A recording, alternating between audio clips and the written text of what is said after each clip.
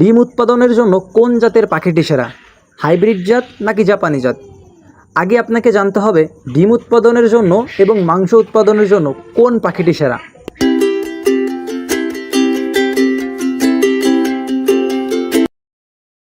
আসসালামু আলাইকুম রহমতুল্লাহ। প্রিয় তরুণ উদ্যোক্তা ভাই বোনেরা, আমরা যারা কোয়েল পাখি পালন করি সাধারণত ডিম অথবা মাংসের জন্য কোয়েল পাখি পালন করি।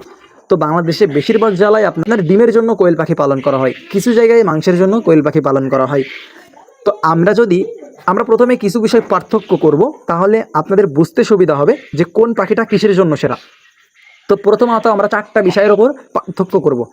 কোন পাখিটি আপনার অতি দ্রুত ডিম আসে, এবং কোন পাখিটি দীর্ঘস্থায়ী মানে অনেক দিন যাবৎ ডিম দেয়, এবং কোন পাখির ডিমের প্রোডাকশন থাকে ভালো, মানে প্রতি শতকরাতে আপনি কতটি ডিম পাবেন, এবং কোন পাখির আপনার খাবার খরচ কম।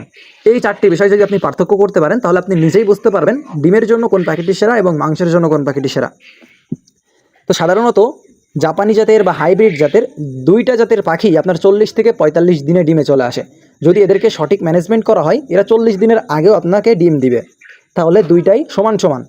এবার আপনি যদি দীর্ঘস্থায়ী মানে অনেক দিন যাবৎ লং টাইম ডিম দেয় কোন জাতের পাখি, তাহলে এখানে আপনার জাপানি জাতের পাখিটি সেরা। কারণ জাপানি জাতের পাখি আপনার 1 বছর থেকে 18 মাস পর্যন্ত ডিম দেয়, সেক্ষেত্রে হাইব্রিড বা ক্রস জাতের পাখি তুলনামূলকভাবে কম ডিম দেয়। এবার আপনার শতকরা জাপানি জাতের পাখি কত পার্সেন্টেজ ডিম দেয়? জাপানি জাতের পাখি আপনার গড় অ্যাভারেজ সবসময় 80% পর্যন্ত ডিম দেয়, এবং শুরুর দিকে আপনার 3 থেকে 4 মাস বা 6 মাস পর্যন্ত 90 থেকে 95% পর্যন্ত প্রোডাকশন পাবেন জাপানি জাতের পাখি থেকে। কিন্তু হাইব্রিড বা ক্রস জাতের পাখি থেকে আপনি কখনো 90 থেকে 95% প্রোডাকশন পাবেন না। এবং লাস্ট যে বিষয়টা সেটা হচ্ছে কোন পাখির খাবারের খরচ কম। আপনার হাইব্রিড জাত যেটা হচ্ছে আপনার বড় পাখি, মানে পাখির ওজন হয় 250 গ্রাম থেকে 400 গ্রাম পর্যন্ত, এর থেকে বেশিও হয়।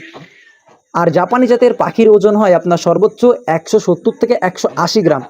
তার মানে যেই পাখিটার ওজন কম, সাইজে ছোট, সেই পাখিটার খাবার তো তুলনামূলকভাবে কম লাগবে, এটাই স্বাভাবিক।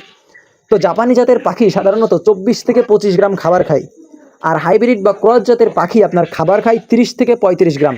তার মানে তুলনামূলকভাবে অনেকটাই বেশি। তো এখানে খাবারের দিক থেকে কম খরচ হবে জাপানি জাতের পাখি। তো আপনি যদি ডিমের জন্য ক্রস বা হাইব্রিড বা জাম্বু জাতের পাখি ক্রয় করেন সেক্ষেত্রে আপনি লস করবেন। আর আপনি যদি অরিজিনাল জাপানি জাতের পাখিটি ক্রয় করতে পারেন সেক্ষেত্রে আপনি সব দিক থেকেই লাভবান হবেন। তো আপনারা আমাদের কাছ থেকে যে কোনো বয়সের অরিজিনাল জাপানি জাতের 0, 10 দিন, 20 দিন বা 30 দিনের যে কোনো বয়সের পাখি আপনারা আমাদের থেকে নিতে পারেন। তো সকলে আমাদের জন্য দোয়া করবেন, আমাদের খামারের জন্য দোয়া করবেন। আল্লাহ তাআলা যেন আমাদের খামারে বারাকা দান করেন। আসসালামু আলাইকুম ওয়া রাহমাতুল্লাহ।